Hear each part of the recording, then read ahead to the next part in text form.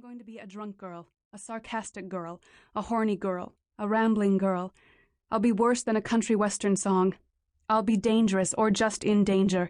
I'll wear black to weddings and lie out in the sun without protection.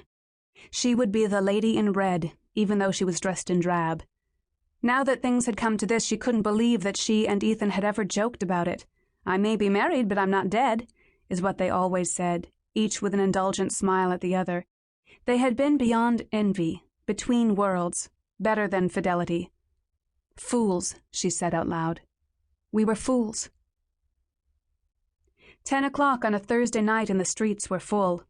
Men with wrinkled faces and stooped shoulders hawked rings of hard bread and rolled up newspapers filled with sunflower seeds.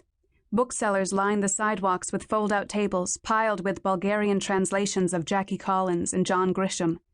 Sweet corn dipped in salt water was sold from plastic tubs and metal cauldrons, and skinny women stood picking it from their teeth with long painted nails. Exotic kids, really gorgeous despite poor dentistry and lank hair, stood around joking and drinking plastic cups of cola and orange Fanta and chain-smoking Marlboro Reds. Techno music was everywhere, coming from the many black market music booths selling pirated West European dance mixes. The street was like a party. A sad party thrown in the weary Balkans, attended by exquisite-looking people, their inherent glow dimmed by the greyness of faded hand-me-down clothes. June bought some wine at a street kiosk and stopped walking when she reached the long plaza in front of the National Palace of Culture. The modern black glass building was built to be one of the glories of Sofia. At one time, Chevdar had told June, the palace had been splendid. For years now, though, there had been a water shortage, and the fountain in front was dry. The exposed pipes were brown with caked rust. A Mafia dispute had resulted in a bombing inside the underground disco, and there had never been enough money to make repairs. Exposed metal beams and wiring were still visible from the blast. On the roof there was a terrace bar with an incredible view of the city, as far as the Sheraton Sofia, the church of Sveta Nedela, and the Banja Bashi Mosque.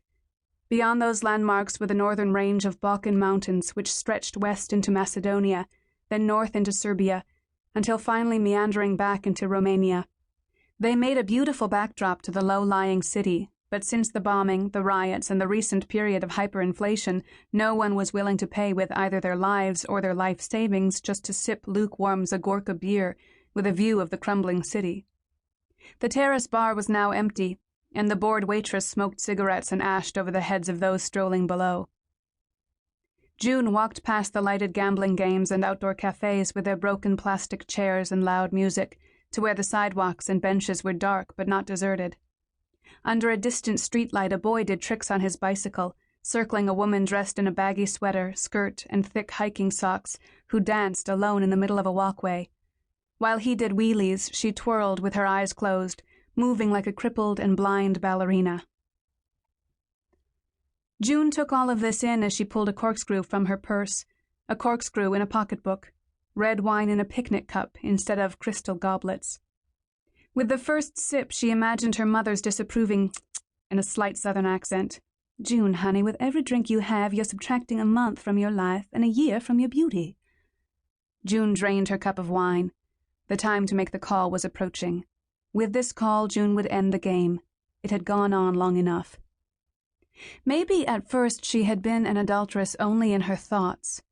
In the end, however, she had fulfilled the physical requirement necessary to earn the title in truth. Little Jimmy McKinnon, the family friend from Texas. Despite numerous pre-adolescent slumber parties in which they had said whispered goodnights from twin beds, bathed in the glow of the endless summer palm tree nightlight that June refused to sleep without until she was 11, the two had never ever even kissed. When Jimmy, now James and now 6'2" with brown eyes, brown hair, cowboy boots and dimples, moved to Los Angeles to join the Los Feliz Theater, they had become even closer, but never that close. Not until one night when Ethan had been in Cape Town 7 weeks.